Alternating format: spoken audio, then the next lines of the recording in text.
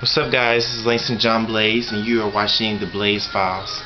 Okay, so what do we have to talk about? Song of the day is your boy Kanye, All the Lights, featuring Rihanna, Alicia Keys, Kid Cudi. Who else is on this track? Nelly Furtado, Alicia Keys, Sick. All she had was a little harmony, but she killed it. Everyone loves that part too. Relationship tips, guys. You know I told you I was gonna keep that going on for you. Let me turn this down so I can talk to you guys. Yeah, I love that part. Turn it back on a little bit later. Okay, so question and relationship advice sort of together today. What do you do after you go on a date with someone and you realize that it wasn't a good date? That person may have not done anything particular during the date that you were like, okay, I gotta get away from this person. This person's crazy. But at the end of the day, it was a bad date. And normally when this happens, you try to do a good job during the date of having a good time, because I mean, within the first 30 minutes you realize whether you're gonna want to see this person again or not. So what do you do in the instance that you don't afterward, and you guys have already, said goodnight? Most likely ended in a hug or a kiss on the cheek, or alright, good night, some sort of situation like that. So my best advice to you guys is to communicate that with a person. I'm guilty of it too. I've been there, done that. Going out on a date and realize that this is not going to be a situation that I want to continue. So in that instance, guys, you have to say something verbally. You cannot text that person, you know what, hey, this, that, or whatever, I don't want to see you anymore, get out of my life, bye. And you shouldn't say that verbally either, by the way, just in case you guys were wondering. But you do need to communicate this with the person, only because that person is going to continue to call you and to text you and to want to know what's going on with you. And there's nothing wrong with telling that person, especially if you see this person as someone that's cool, that you continue to hang out with as a friend. Tell them that I think that this thing between you and I is not going to be a dating situation, but we could definitely be friends, and I don't want to break that potential bond just because we decided, or I decided, that I'm not interested in you in that way anymore. I think it's very important, guys, to communicate that. You never know why God puts people, now I sound like a preacher, but seriously, you never know why God puts people in your life. And that person that you let go could have potentially helped you down the road, and you decided that this person wasn't good enough for you to hang around with. So who looks like an idiot now? So it's best to always keep people in your life, especially the ones that you get a good energy about. Maybe not a good energy about dating, but you never know what their energy is like as friends. So it's best, guys, to communicate with that. Somewhere in that week after that date, that bad date, let that person know, hey, I don't think that this is going to be a relationship thing. I like you as a person. I think that we could make the best of friends.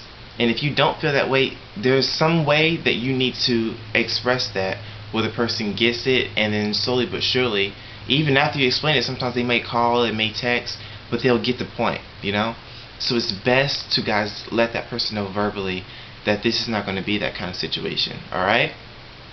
And if you are not one of those people that is feeling me right now on this, you know what you can do. Sit your ass down. Alright, people, for real, because you need to let people know and not be weak-minded and be confident enough. If you were big, bad, and beyond going on the date, and you knew that it could be a situation possibly that you're not going to want to continue dating this person, you need to be that bad enough to let that person know that this is not going to be that kind of thing, and that I like you as a person, and that maybe potentially we can be friends. Alright? So, continue on, guys. As you can see, I got my J shirt on.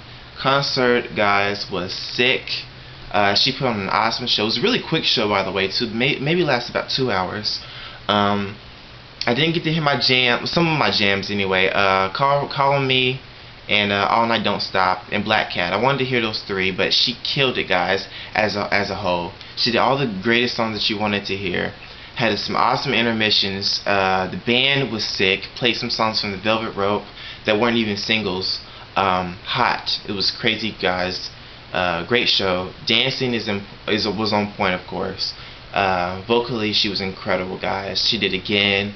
Nothing from the Why Did I Get Married To soundtrack. Let's Wait a While. Of course, all our classics, people. Yes, the concert was sick. But yeah, guys, like I told you, always be real with people. Don't wear a mask when you go on the first date with someone. When I say that, I mean don't try to be someone that you're not. You know, that was the middle school, high school part of us where, like, you know, the guys were still going through the puberty and we're trying to talk like this and, you know, so on and so forth, and try to put on the fact that we're something that we're not.